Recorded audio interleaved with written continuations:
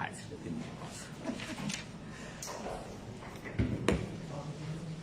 Bueno, estamos en las cartas de Rav Shaul y en la serie Las cartas de Rav Shaul estamos estudiando la carta a los Gálatas y estamos en el capítulo 3, parte 2, porque empezamos el capítulo 3 la semana pasada.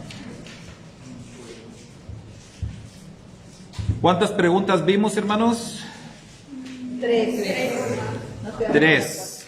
Nos entretuvimos con la pregunta 3, que es recibir el Espíritu. Quedamos en la 4. Porque, pues, dijimos es un tema bastante controversial. Solamente recordar la conclusión, el Espíritu es el Eterno. El Espíritu no es una entidad ajena, no es otra persona. El Espíritu es el Eterno mismo. Elohim es Espíritu, dice la Escritura. Entonces, cuando la Escritura habla del Espíritu del Eterno, el Espíritu Elohim, está hablando de la presencia divina manifestada. Y se puede manifestar pues de muchas maneras, pero eso es a lo que se refiere. Muy bien, entonces vamos a la pregunta número 4. Alguien que tenga su hoja y que nos ayude a leer la pregunta número 4. Compare Gálatas 3:10 y Deuteronomio 27:26. ¿Qué diferencia encuentra y a qué piensa que se debe dicha diferencia? Muy bien, vamos a leerlos entonces, los dos textos, y vamos a hacer una comparación. Gálatas 3:10 y Deuteronomio 27:26.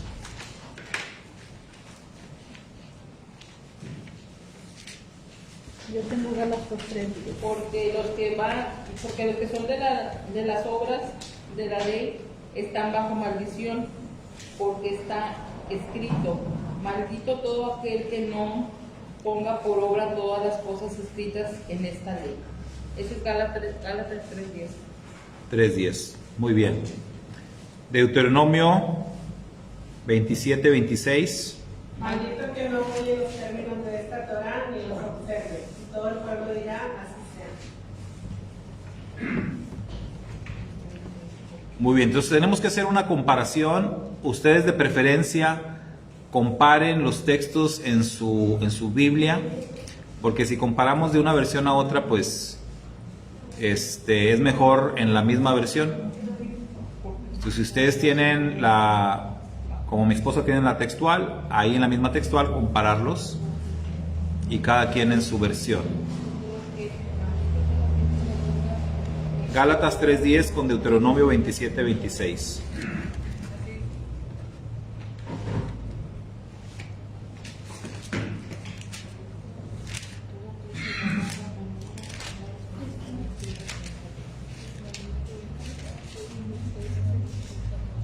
Gálatas 3:10 y Deuteronomio 27:26. Comparar los dos textos y ver qué diferencia hay entre ellos y a qué piensa usted que se debe dicha diferencia.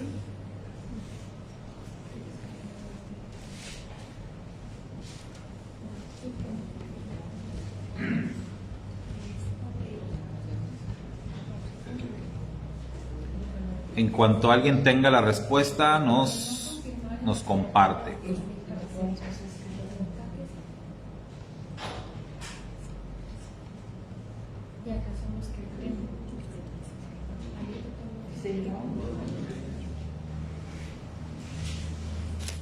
¿Dice igual?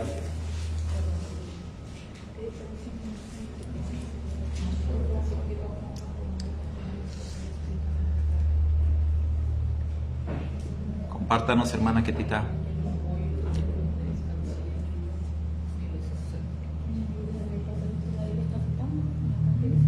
En la palabra de Hashem.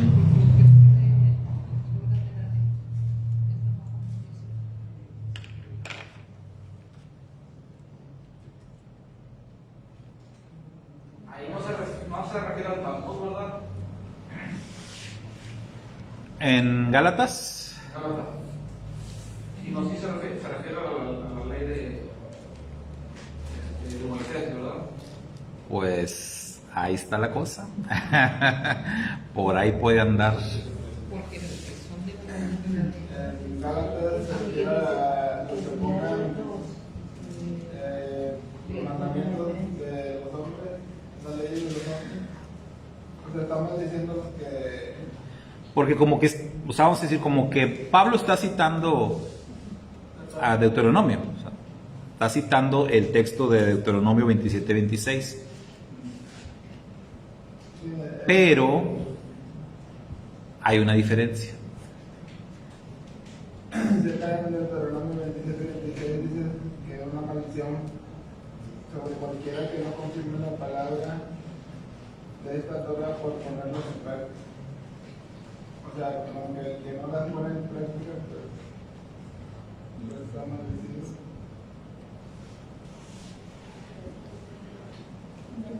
Ok, en Gálatas hay una palabra que es lo que marca la diferencia. todos. Pues en el Deuteronomio dice que de esta ley, o sea, la que él está Esta. pidiendo, ¿Mm? y en el otro se refiere a las obras. Pero él en el Deuteronomio presenta la que está viviendo, como decir, lo que está presentando él. Ok. Cuando dice esta ley, Esta. ajá, Acá también dice, en Gálatas dice también esta ley. No, allá el libro de la ley ya no dice esta como presente. Ok, la palabra es, Rav Shaul dice que está escrito. Él se refiere a la palabra escrita. Recuerden que ya habíamos venido hablando de la diferencia De la Torah.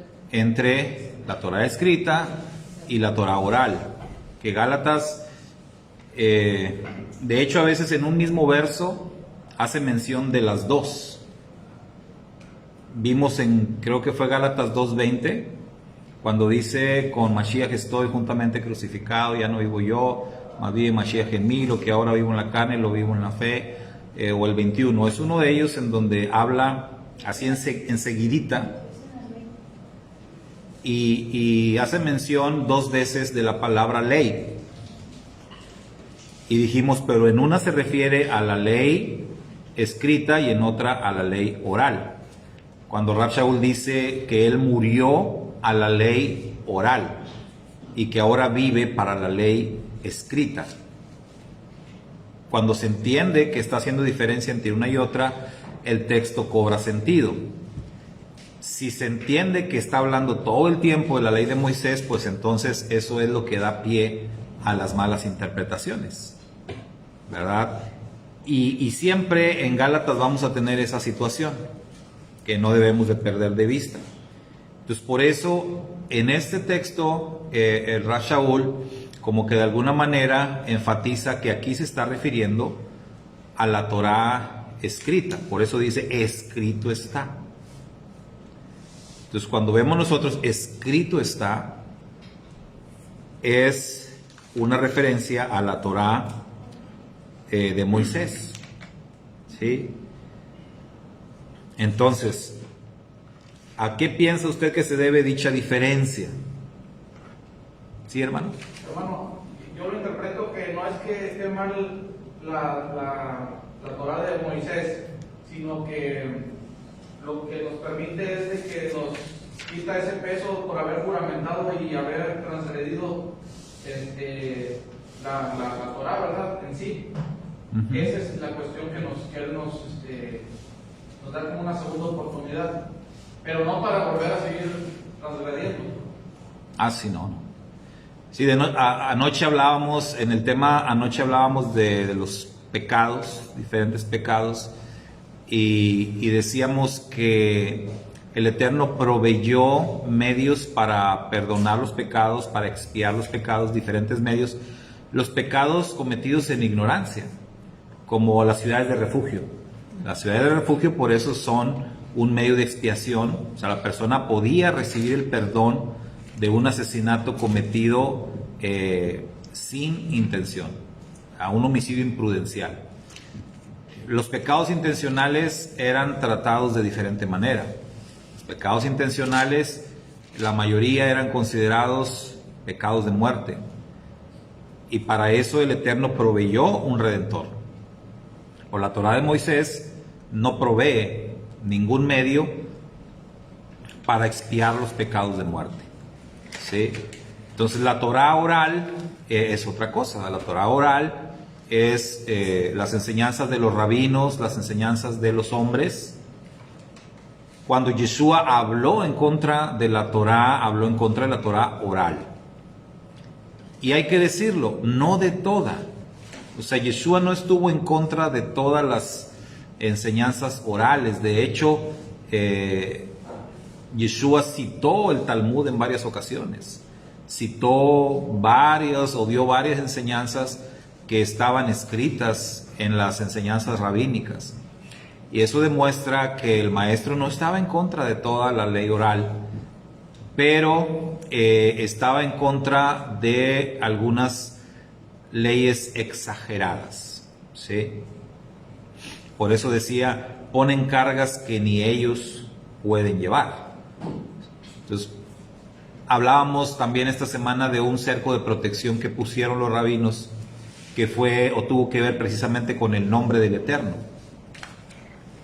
¿Cuál fue el cerco de protección o la ley que pusieron? No mencionar el nombre. Entonces, eso es una exageración. ¿Sí? O sea, ¿cómo decides no mencionar el nombre?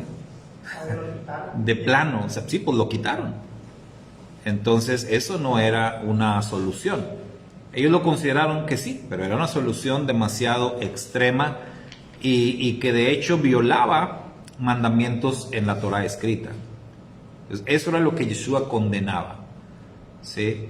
Entonces, por eso acá Rav Shaul, en la carta a los Gálatas, el cristianismo interpreta que está hablando en contra de la Torá de Moisés, y no.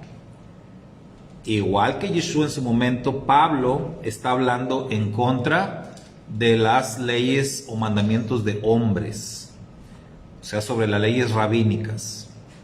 Eso es lo que hay que entender. Entonces, por eso la diferencia acá es que él dice, está escrito. Se refiere a la palabra escrita y hace la aclaración precisamente para que no vaya a haber confusión. O sea, aquí está refiriéndose a la palabra escrita. Ahora, vamos a la 5, que tiene que ver también con la 4. ¿Qué dice la 5? ¿Cómo podemos explicar entonces las palabras de Shaul de que quienes están bajo las obras de la ley están bajo maldición?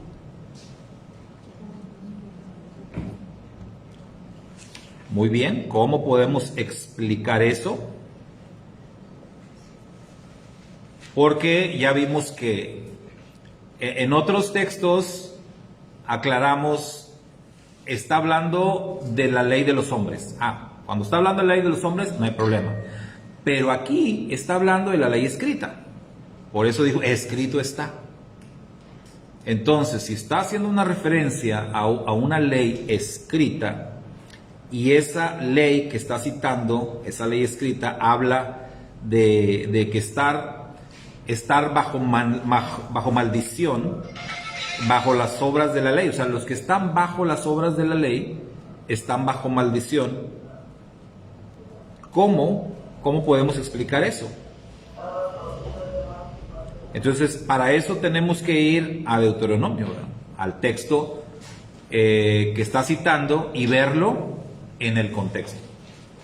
O sea, no tomar nada más, es que ahí dice maldito, no, a ver, el contexto. Y Deuteronomio en el contexto, ¿de qué nos está hablando? ¿Qué está pasando ahí? Consecuencia del pecado. Muy bien. Entonces, ¿sí? Cuando iban a entrar a la tierra prometida, o sea, el Eterno le ordenó a Moshe que dividieran fuego y a las bendiciones y las maldiciones. Entonces esa fue una parte de una maldición para los que no guardaron la Torah. Muy bien. Es sencillo, ¿verdad? O sea, no es tan complicado. El Eterno dice, le dice a su pueblo: yo pongo delante de ti la vida y la muerte, la bendición y la maldición. Escoge tú. Es así, escoge tú. Y ahí entonces el Eterno, ya desmenuzando el asunto, se recitan una serie de bendiciones y se recitan también una serie de maldiciones. Entonces, bendito el que haga esto, y maldito el que no haga esto o haga lo otro. O sea, bendiciones y maldiciones. Entonces, cuando lo lees así, ya lo que está diciendo Gálatas toma sentido. Porque sin analizar el contexto, sin ver acá en Deuteronomio, que es lo que hace el cristianismo, ¿no?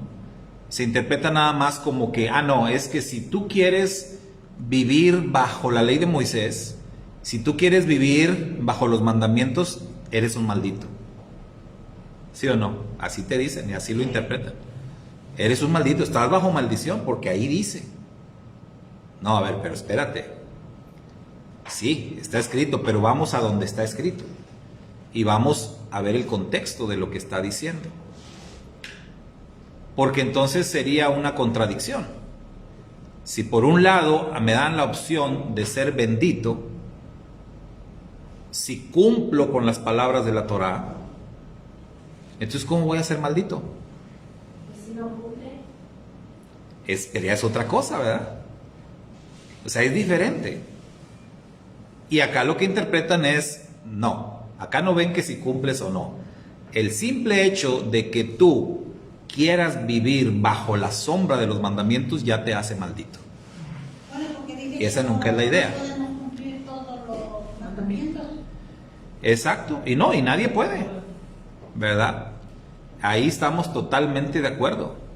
Nadie puede y nadie cumple con todos los mandamientos. Ni Yeshua los cumplió todos, y no estoy blasfemando. O sea, simplemente hay mandamientos que son exclusivos. Un ejemplo, hay mandamientos exclusivos para mujeres. ¿Cumplió Yeshua los mandamientos exclusivos para mujeres? No, porque no le correspondían. Mandamientos exclusivos para el sumo sacerdote, ¿los cumplió Yeshua? No, porque tampoco le correspondían. Yeshua ni siquiera podía entrar al templo, porque él no era de la tribu de Leví, él era de la tribu de Judá. Entonces no le era permitido ni siquiera entrar al templo en su momento. Entonces en ese sentido, ni Yeshua cumplió con toda la Torah. Cuando la Escritura dice que él cumplió, lo que está diciendo es que él cumplió con todo lo que a él le correspondía, con todo lo que a él se le encomendó. Entonces nosotros, cuando hablamos de estar bajo los mandamientos, estamos hablando de que vamos a esforzarnos a cumplir con todos los mandamientos que nos corresponde cumplir, que nos toca cumplir, pero no con todos. Nadie va a cumplir con todos. Entonces, en eso estamos totalmente de acuerdo, pero el que no vayamos a poder cumplir con todo, pues no nos hace malditos, ¿verdad? De ninguna manera. Entonces, eso lo tenemos que entender. Y solamente se puede entender cuando nos ponemos bajo el contexto. Entonces, ¿cómo explicamos esto de las palabras de Shaul? Pues vamos a Deuteronomio y lo explicamos diciendo que habla ahí de maldiciones para los transgresores. Vean algunos de los textos de Deuteronomio que hablan de las maldiciones. Vamos a leer algunos. Ahí en Deuteronomio capítulo 27. En la parte de las maldiciones. Busquen 2 o 3 versos para verlos como ejemplo. Maldito el que deshonrare a su padre o a su madre, y dirá todo el pueblo amén. Ahí está un ejemplo. Maldito el que deshonrare. Ahora, la palabra maldito, que es como anatema, en sí, ¿qué es estar maldito? ¿O qué implica estar bajo maldición? Es la pregunta importante, ¿no? ¿Qué es lo que implica estar bajo maldición?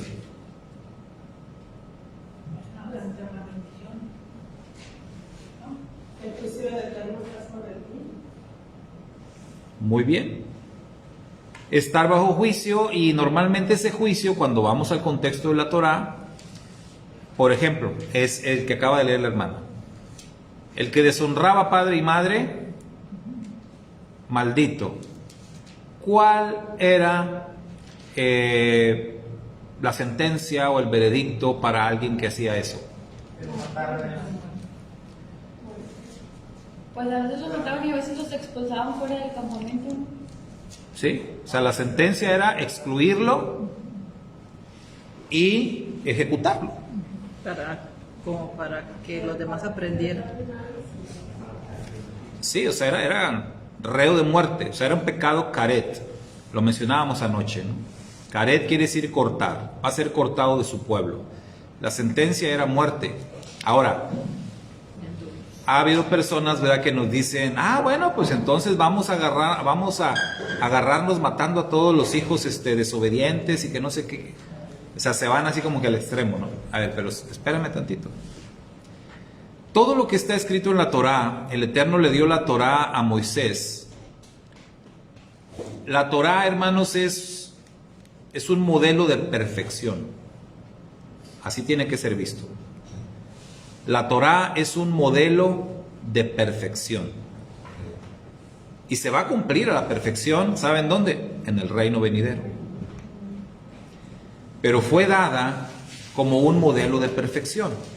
Esto es como, ¿se acuerdan la anécdota que les platiqué una vez? Que cuando fui de aspirante a una iglesia y me preguntaron los hermanos, hermano, ¿llena usted los requisitos que dice la escritura ahí en 1 Timoteo capítulo 3 versos del 1 al 7?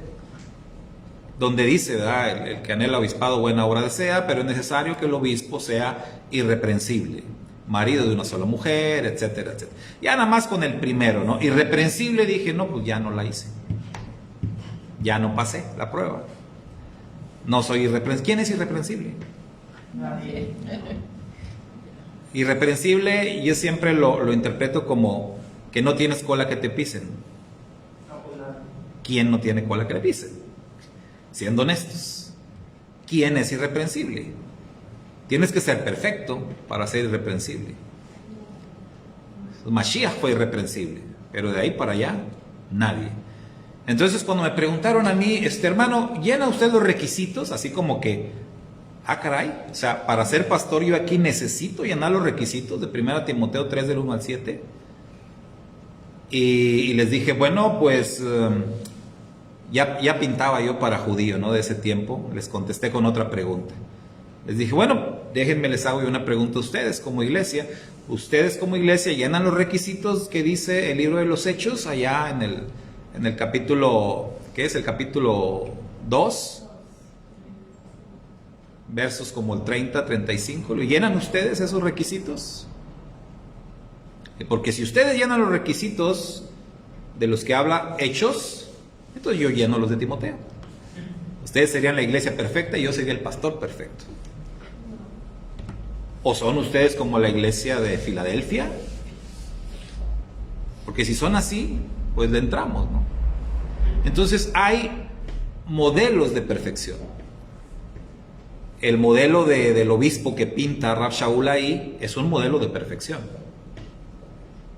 No existe un obispo así, no existe un líder así más que Mashiach. Mashiach, recuerden, el mismo Rab Shaul lo pone, dice, hasta que alcancemos la estatura del varón perfecto. Tenemos ese modelo de perfección. Queremos llegar a ser como él y estamos en el camino, en la lucha. Pero el mismo Pablo decía, no que lo haya alcanzado ya. Pues claro que no. ¿Sí? Ni que sea perfecto, no, tampoco. La Torá es dada como un modelo de perfección. Pero realmente, ¿cuántos casos están documentados en la misma Torá de ejecuciones por pecados caret? Si analizamos, realmente es muy limitado. Hay un caso de uno que transgredió el Shabbat y lo ejecutaron, pero hay otro.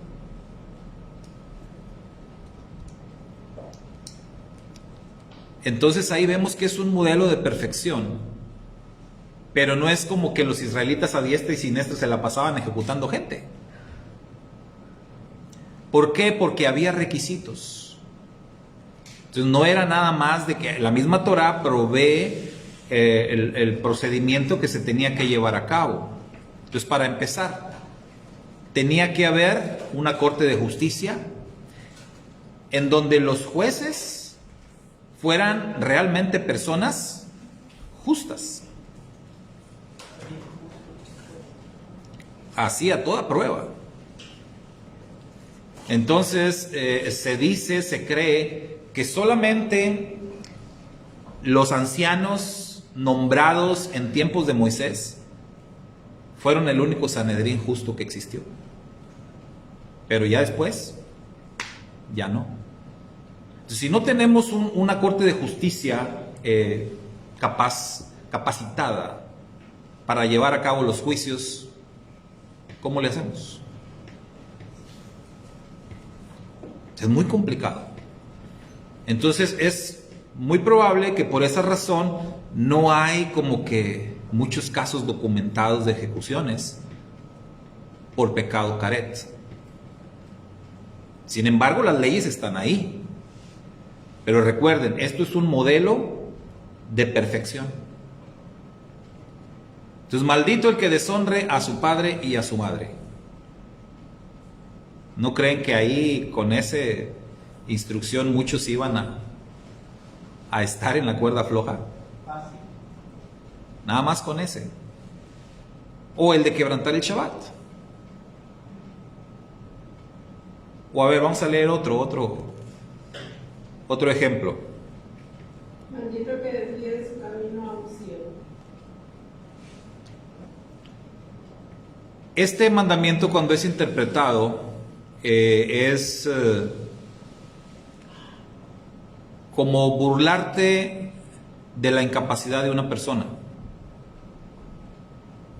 O sea, alguien que se burla de la incapacidad de una persona es maldito, es reo de muerte. Y hay gente que es así. Hay gente que se burla de las incapacidades de otro. Sí, se burla, se ríen. Y la Torá dice, esto es pecado de muerte. Y alguna gente por eso dice, no hombre, tú vas a arder en el infierno, ¿verdad? Por andarte burlando de las personas con incapacidades. Entonces ahí está otro ejemplo. Otro más, un tercero. Maldito que pervirtiere el derecho del extranjero, del huérfano y de la viuda. Fíjese. Y ahorita el tema del derecho del extranjero, pues no tenemos que ir a la retórica con lo que tenemos para la caravana de migrantes. No le damos la ayuda, se le debe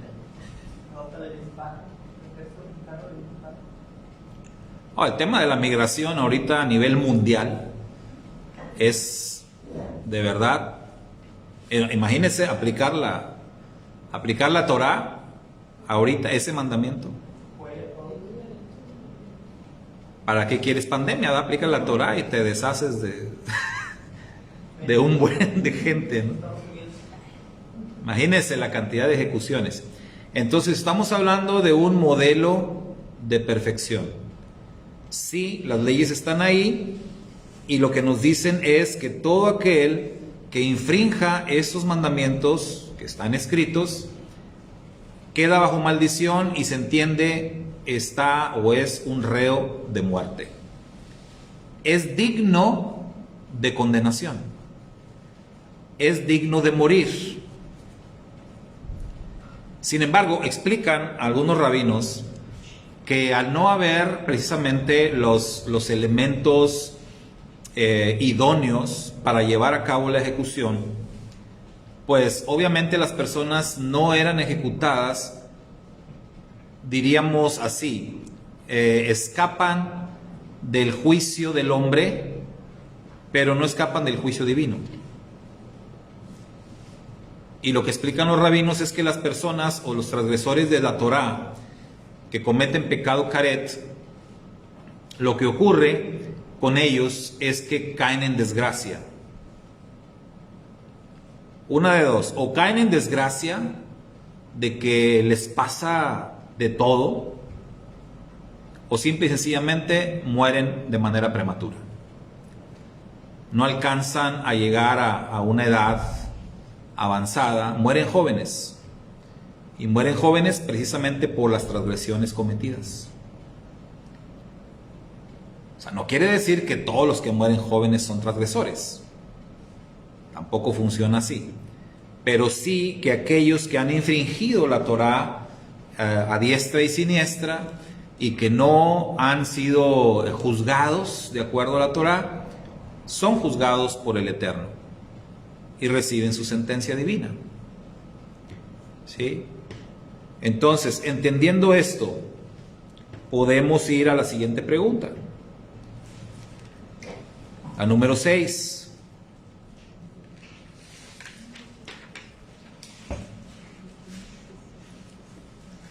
¿Qué dice la 6? ¿De qué maldición específicamente nos libró Mashiach? Entonces, Mashiach nos libró de la maldición. ¿Cómo dice Gálatas? Ahí el texto de Gálatas. De la maldición de la ley, dice así.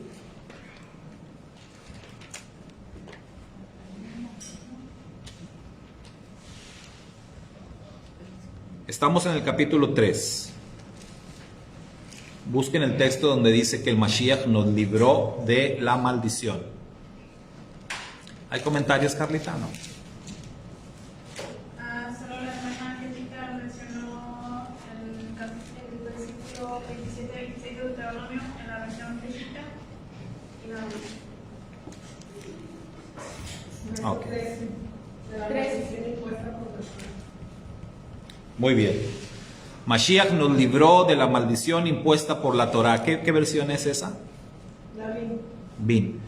Reina Valera dice de la maldición de la ley. Ok, porque vean la diferencia. Sí hay mucha diferencia de una versión a otra. La Reina Valera, la más conocida, la más tradicional, dice que Cristo nos liberó de la maldición de la ley. Lo lees así, pues entiendes que por eso ellos tienen esa mentalidad de que la ley te hace maldito.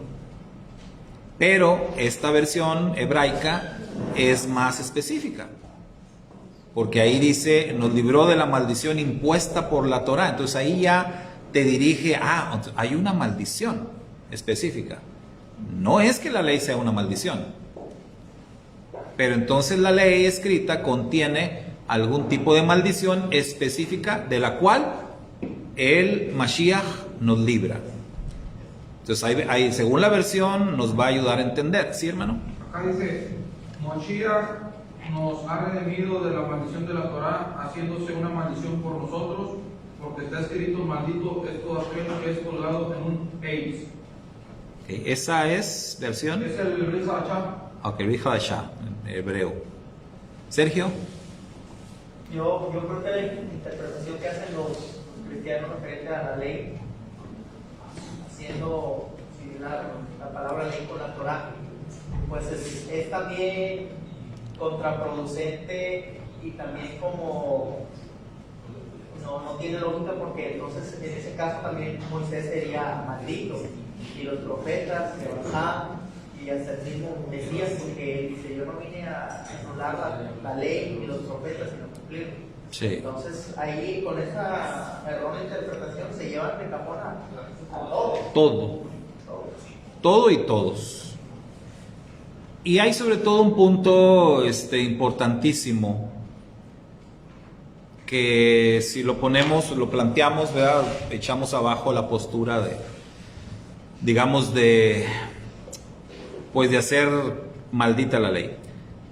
¿Cuál es? Hablamos de el pecado. Entonces, sin la Torah, sin la ley, simple y sencillamente el pecado no existe. Así. ¿Por qué? Porque el pecado es transgresión de la ley. Si no hay ley, no hay pecado. Y si no hay pecado, ¿a qué vino Cristo? ¿Y para qué lo necesitamos?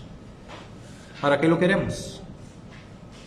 Todo eso estaría de más. Entonces, si quitas la ley, pues quitas todo. Porque es la ley la que nos da el conocimiento del pecado.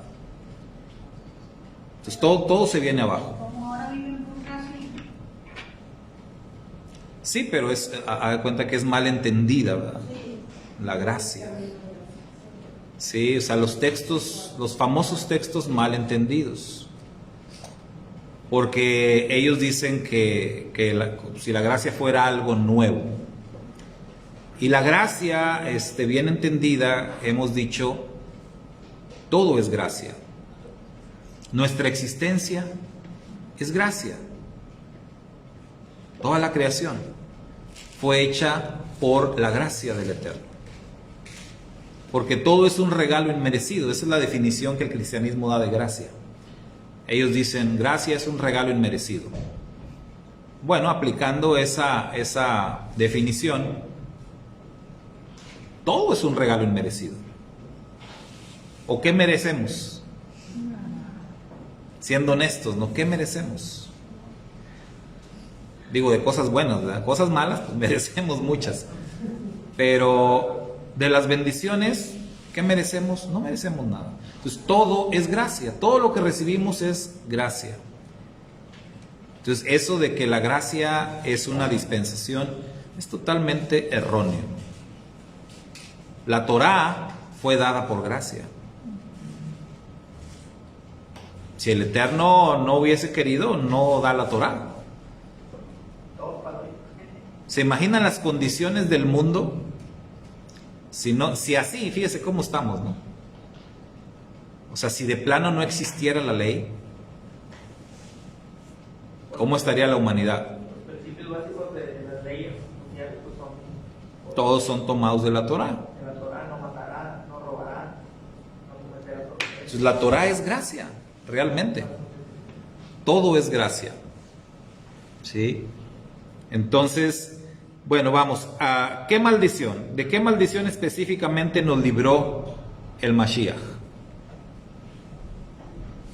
¿De qué maldición?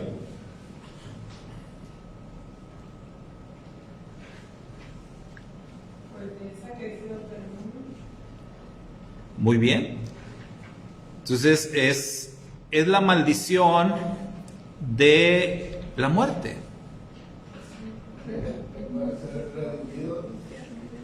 Hay un texto, ¿no? Que dice que ¿Sí? Entonces el castigo, dice Isaías, el castigo de nuestra paz fue sobre él. El castigo de nuestra paz. Entonces lo que nosotros merecíamos, él lo tomó. Él nos libra de la maldición de la ley, pero no de la ley, de toda la ley, de toda la Torah, no. De la maldición específica por transgredir la Torah. O sea, nosotros por transgredir la Torah somos reos de muerte. Y la Escritura es muy clara cuando ahí señala que todos estamos bajo juicio. Todos. Porque todos hemos quebrantado la Torah de manera intencional. Ayer que hablábamos de esto, está bien. participaron en la muerte del Mashiach, por decirlo, y lo hicieron en ignorancia, son perdonados porque lo hicieron en ignorancia. Pero tienen que hacer un arrepentimiento verdadero, genuino. Pero ¿qué si después? ¿Qué si después transgreden otra vez? Ese es el punto. Es de lo que habla Hebreos, ¿no? Cuando dice no queda más sacrificio por el pecado, sino una, como dice, una horrenda expectación de fuego que ha de devorar a los adversarios. Si tú le escupes el rostro al Mashiach, si tú no valoras el sacrificio del Mashiach, si sabiendo lo que el Mashiach hizo por ti, vuelves otra vez a recaer en las mismas cosas, eso ya no es ignorancia, ya no se te va a ser tomado por ignorancia, vas a ser totalmente culpable. Y por eso hace la pregunta, Hebreos dice, si bajo la ley de Moisés, que no provee ningún medio para perdonar los pecados de muerte, sin embargo, bajo la ley de Moisés, cualquier persona que transgrede la Torá por el testimonio de 2 o 3 testigos tiene que morir. Pregunta el escritor sagrado, ¿qué castigo piensas que merece aquel que pase por encima de la sangre del Hijo de Dios? Aquel que pisoteare la sangre del Mashiach. ¿Qué castigo merece?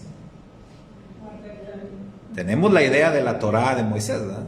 Acá dice muerte eterna o la segunda muerte. Y por eso dice ahí, ya no queda más.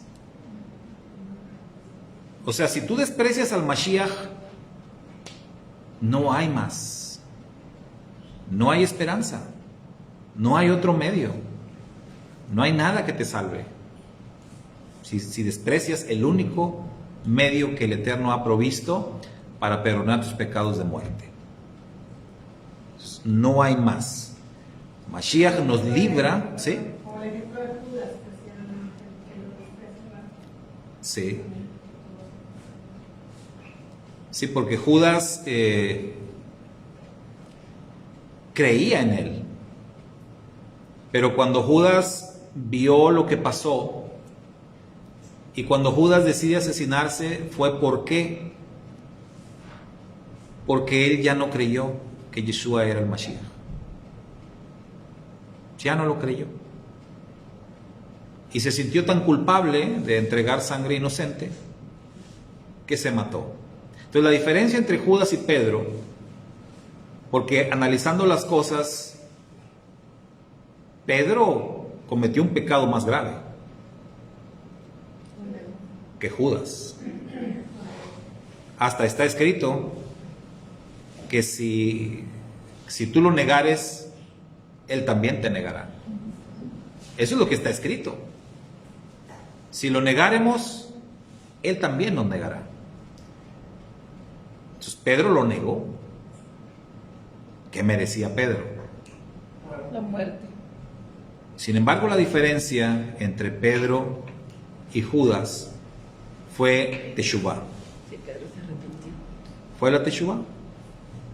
Juan capítulo 21. ¿Me amas más que estos? ¿Me amas más que estos? ¿Me amas más que estos? Hubo una restauración, pero porque Pedro se arrepintió. Judas no. O sea, la diferencia siempre la va a ser el arrepentimiento. Y recuerden el caso de David, que hablábamos anoche también. ¿De dónde se agarró David? ¿A qué apeló David? Hay algo que nunca nos va a dejar, que es la misericordia. Rajem. La misericordia, la misericordia. Cuando tú llegas a entender eso, o sea, ahí tienes una llave, una puerta enorme. Lo increíble es que hay gente que no puede ver esa puerta, que no la siente, como Judas. ¿Por qué se mató Judas? Él creyó que ya no había remedio, ya no había esperanza, ya no había perdón, ya se acabó todo. Nunca pensó que podía alcanzar misericordia, pero se puede. Pero si por esas misericordias nosotros estamos aquí. ¿Qué dice Jeremías? Nuevas son cada mañana. Pero nos acostumbramos a veces de más. Y la misericordia se nos vuelve rutina y a veces peor. Pensamos que es una obligación del Eterno tenernos misericordia. Y no. No. Por eso es que nuestra vida, nuestra relación debe ser así. Dice Pablo en la carta a los Romanos, cotidiana. ¿Sí? El día a día. Como los alcohólicos. Solo por hoy, dicen.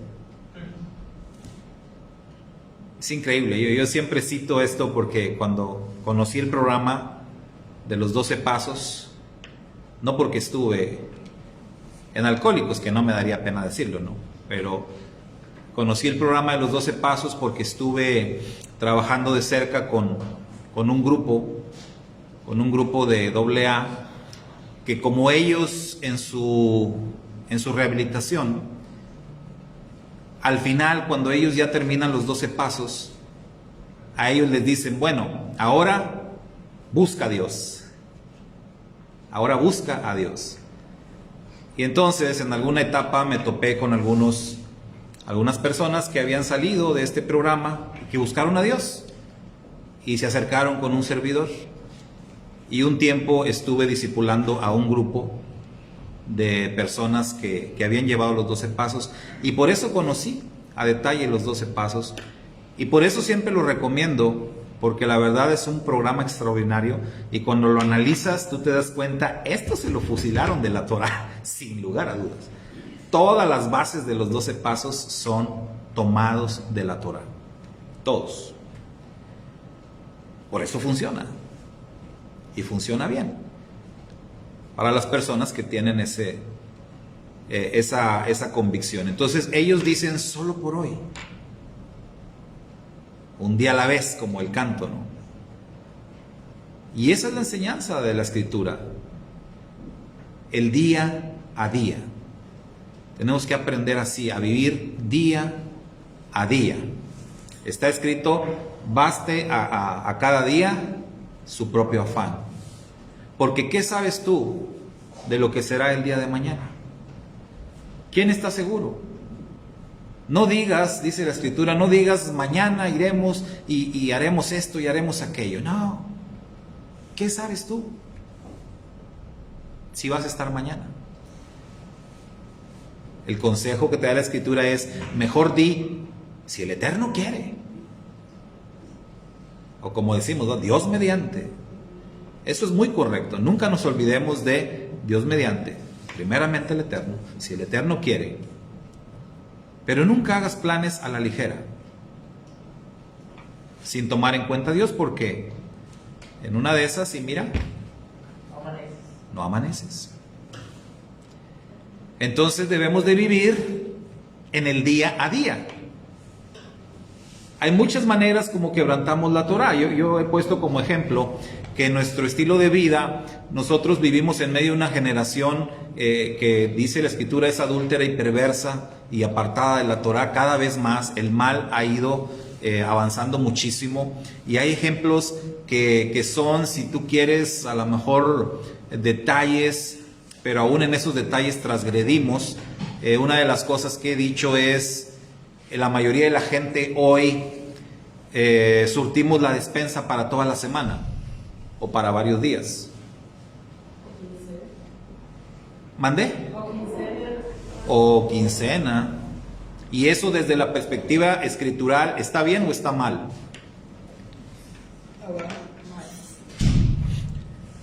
Está bien si fuera tiempos de crisis, ¿verdad? Como lo que pasó en Egipto. Ahí sí, pero cuando la cosa estaba bien, el Eterno enviaba el maná día a día. ¿Y qué dice la oración modelo? Hoy. Porque no sabes qué será mañana. Otra vez. Danos hoy nuestro pan cotidiano.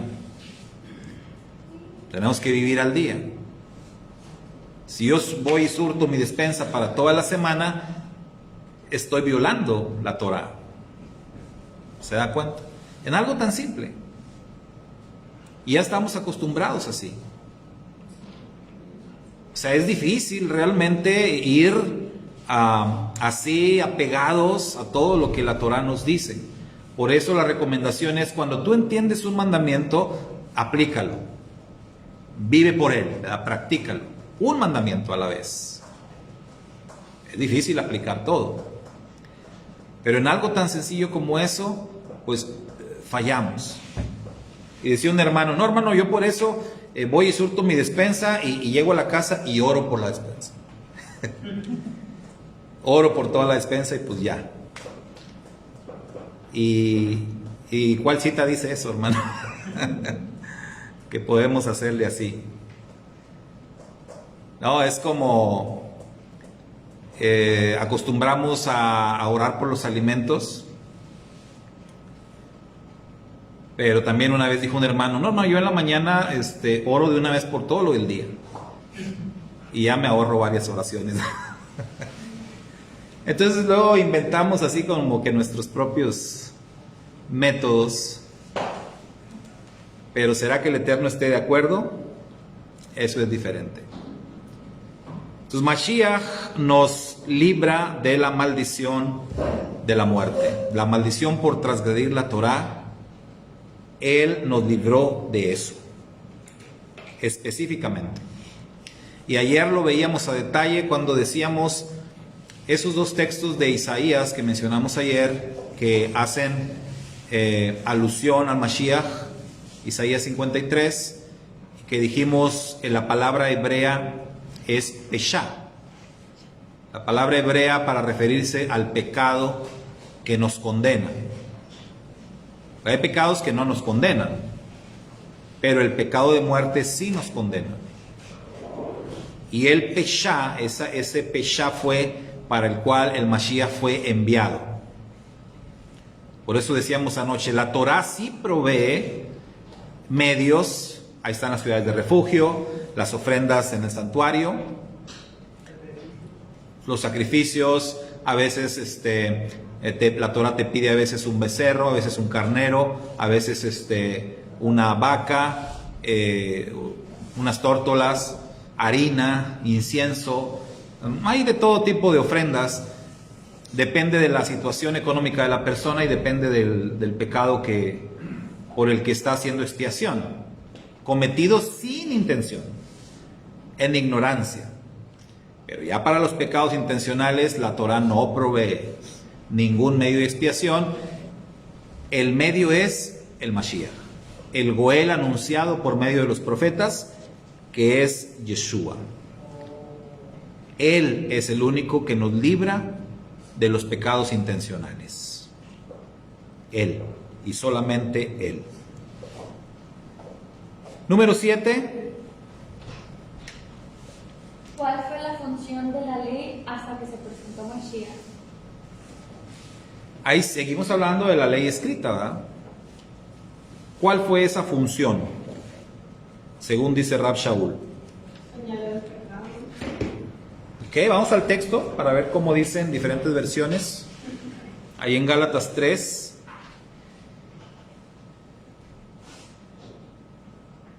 Después de, ¿qué fue el que leyeron ahorita? ¿El 13? 13. Ok. Entonces por ahí después, ¿qué dice? El propósito fue que la bendición de Abraham llegara a ser para las naciones por medio de Yeshua, para que mediante nuestra fe recibiéramos el Espíritu prometido. pero sobre la ley.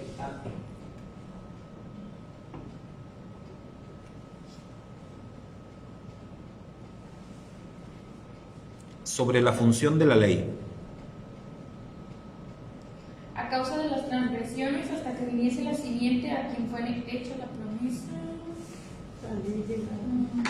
Ok, poquito antes donde dice a causa de las transgresiones.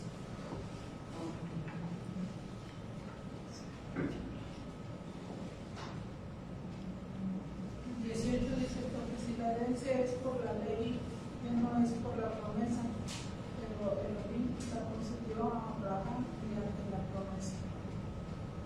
Ok.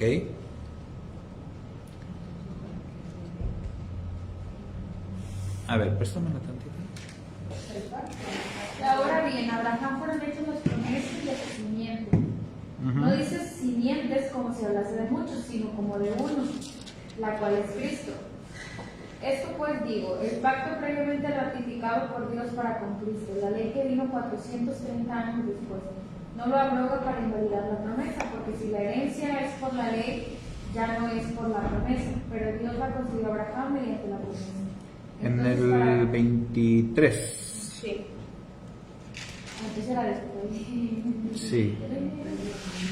Pero antes de que viniese la fe, estábamos confinados bajo la ley, encerrados para aquella fe que iba a ser revelada. De manera que la ley ha sido nuestro ayo para llevarnos a Cristo, a fin de que fuésemos justificados por la fe. Muy bien, ahí está hablando de la ley escrita, ¿verdad? Otra vez. Entonces dice que la ley, la función de la ley fue encerrarnos, una versión dice encerrarnos, confinarnos hasta que llegara el Mashiach. ¿Sí? Y luego dice, de manera que la ley ha sido nuestro tutor. Dice esta versión, la Valera dice ayo. ¿Qué es un ayo? Pues aquí dice un tutor. Es como alguien que te custodia, como un guardián. Pero hay otras versiones que también traducen como maestro o guía, administrador. Pedagogo. Bueno, es pedagogo, sí. Esa es una de las mejores. A Sergio siempre saca su versión. Pero esa es una muy buena traducción, porque en el hebreo la idea es eso. Es como un maestro. O sea, la ley ha sido tu maestro o ha sido tu guía, ¿sí? Que te ha llevado hasta donde tenías que llegar. Entonces, por eso, otra vez, ¿verdad? Si no tuviésemos la ley, ¿cómo íbamos a llegar al conocimiento del Mashiach? Si la ley es la que te lleva hasta el Mashiach. Entonces, ¿cuál fue la función de la ley? Dice, confinarnos, encerrarnos. Esa palabra de confinar o encerrar es un término que puede ser como un término médico. ¿Han escuchado ustedes cuando dicen a alguna persona que le dicen tiene cáncer? La mala noticia es que tiene cáncer, la buena es que está encapsulado. ¿Se han oído eso? Sí. Cuando el cáncer está encapsulado, es decir, está confinado o está encerrado en un solo lugar del cuerpo y no se ha esparcido hacia otras partes. No está así como que en las células, en la sangre, el riesgo de que va a aparecer en cualquier otro lado del cuerpo. No, está encapsulado. Eso es bueno. ¿Sí? Médicamente eso es bueno. La idea que dice aquí, la función de la Torah fue eso. La función de la Torah fue encerrarnos, confinarnos, o sea, encapsular el pecado, detener. Por eso decíamos hace rato, imagínense si no hubiésemos recibido la ley. ¿Qué hubiese sido del mundo? Cuando hablamos de la ley, a Yeshua le preguntan sobre la ley de divorcio. Recuerdan que Mashiach dijo, en el principio no fue así. ¿Qué quiere decir? La idea original no era que existieran divorcios. Pero ¿por qué se dio la ley del divorcio? Porque si no hubiesen dado la ley del divorcio, imagínate. No, los hombres, y estamos hablando de hace 4,000 años, hermano. O sea, no piensen ustedes ahorita, ¿no? Ahorita, qué barbaridad, ¿no? No, hace 4,000 años fue necesario establecer una ley, porque así es la ley, ¿verdad? Le puedes ir agregando cláusulas según se vayan presentando las cosas. Entonces fue necesario para ponerle un hasta aquí a las injusticias de los hombres. O sea, porque ya los hombres se agarraban a casarse con una mujer y abandonarla y hacer esto. Tenían que dar leyes que de alguna manera le pusieran freno, detener, encapsular el pecado. Esa fue la idea de la Torá. O sea, para eso, esa fue la función. Poner un freno. Le decía yo a mi esposa, ¿no? Platicando de estas situaciones, cómo la ley de los hombres se ha ido torciendo, se ha ido cambiando. Hablando de este tema del divorcio, antes, cuando las personas se querían divorciar o una pareja se quería divorciar, la ley te obligaba a ir a una especie de pláticas había un término legal que no recuerdo si es aveniencia o algo así, pero donde recibían como que unas pláticas de la parte de un juez, que el propósito de esas pláticas eran pues convencerlos de que no se divorciaran, la reconciliación. Hoy no existe eso. O sea, hoy hoy hay divorcio express. O sea, la ley hoy día favorece el divorcio. Entonces, pero las leyes pasadas estaban diseñadas de manera distinta. Respecto al aspecto religioso, en el aspecto religioso, cuando una pareja se va a casar, recibe pláticas prematrimoniales. Sea una iglesia católica, sea una iglesia evangélica, sea en el judaísmo los preparan desde niños. Ahí no son pláticas, ellos los preparan toda la vida para el matrimonio. Es una gran diferencia. Pero en todas las religiones hay pláticas prematrimoniales. Entonces, si la pareja va a decidir divorciarse, también tendría que tomar pláticas antes de llevar a cabo un divorcio, ¿no? Eso sería lo justo. Sin embargo, pues las leyes de los hombres van cambiando y van cambiando para mal. La ley divina, la ley del Eterno, nos dice la Escritura, tuvo esa función hasta que viniera el Mashiach. La función de ponerle un alto al pecado, de encapsularlo, de encerrarlo, de frenarlo, y por otro lado, servirnos como una guía, servirnos como un maestro para llevarnos hacia el Mesías, quien iba a poder quitar todas nuestras impurezas, todo nuestro pecado. Entonces, ahí vemos que el Mashiach y la ley son algo indivisible. O sea, son parte del mismo plan de redención. Es un binomio perfecto. No puedes quitar la ley, no puedes quitar al Mashiach. El judaísmo está equivocado al desconocer al Mashiach Yeshua, pero el cristianismo está equivocado al quitar la ley, porque necesitas los dos elementos para la redención. Número 8 y final. La relación que hace Shaul entre Abraham y Mashiach deja fuera a Israel y a la Torah. La relación que hace, vamos a ver cuál es esa relación.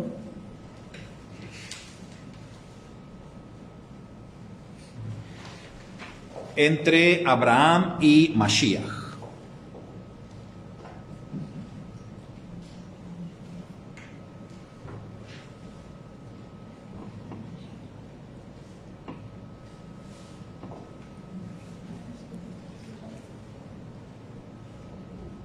Ahí sí vamos a ir a la parte donde habla de Abraham.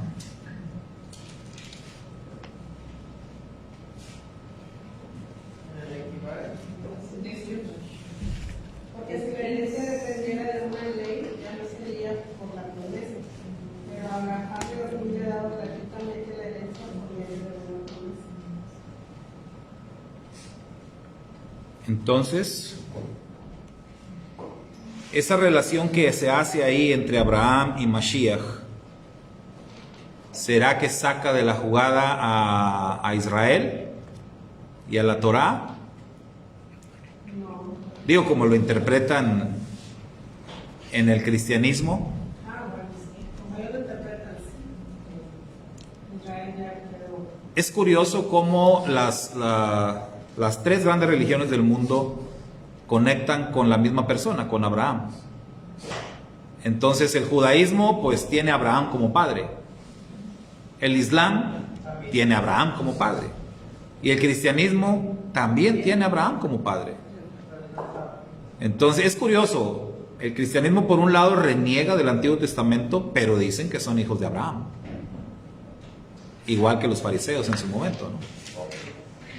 Entonces, todos reclaman a Abraham como padre. Todos pelean la herencia, exacto. Porque todo se trata de herencia, hermano. Todo se trata de herencia. El conflicto allá en Medio Oriente es herencia. Es curioso que la Torá habla de ciertos lugares que fueron adquiridos legalmente por precio, como la cueva de Macpela. Abraham la pagó, la compró, ¿verdad?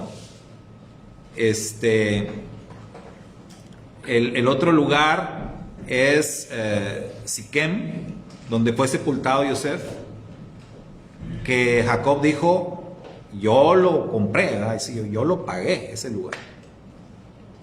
También.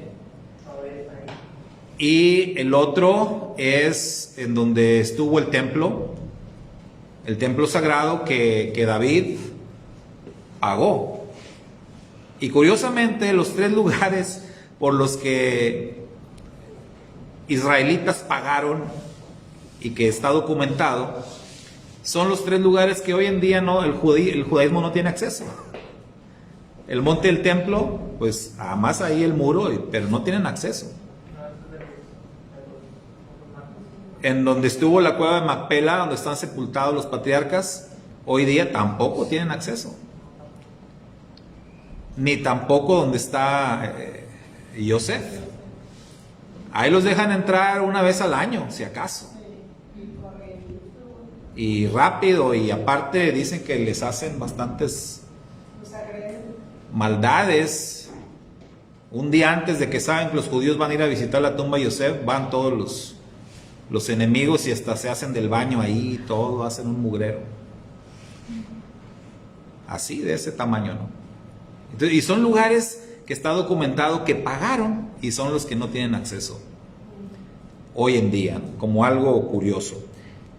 Entonces, contestando la última pregunta, definitivamente no. La relación entre Abraham y Mashiach, o sea, la simiente de Abraham, de ninguna manera deja fuera a Israel, porque Israel está dentro. Y aparte se está hablando de una línea de promesa. Y la escritura dice que el Mashiach tenía que venir de Israel. El Mashiach tenía que venir de Israel, no de otro pueblo, de Israel. De ninguna nación. Tenía que ser de Israel y tenía que ser de la línea de Judá. O sea, judío. Entonces, la Torah tampoco se puede quedar fuera, porque la Escritura declara que el Mashiach es la Torah viviente. Él es la palabra viviente. Entonces, en ningún momento el Rav Shaul, Pablo, en ningún momento está hablando en contra de la Torah ni en contra de Israel. Todo eso ha sido malos entendidos o manipulaciones hechas por hombres. Interpolaciones, malos manejos. Digamos que todo iba bien en el primer siglo, pero en el segundo siglo todo se descompuso. Cuando Rav Shaul anuncia y dice que van a entrar lobos rapaces y que van a torcer la Escritura, no estaba hablando de los tiempos finales. Él estaba hablando de ya, algo que iba a pasar pronto en sus días, y pasó en el siglo segundo. Yeshua habló de la cizaña. Yeshua habló de la cizaña y dijo van a sembrar cizaña. Y cuando Yeshua, en la parábola de trigo y la cizaña queda más que claro, porque él dice, él es el que siembra el trigo. Pero luego dice Yeshua que luego viene el enemigo y sembró cizaña. Y no como que mucho tiempo después.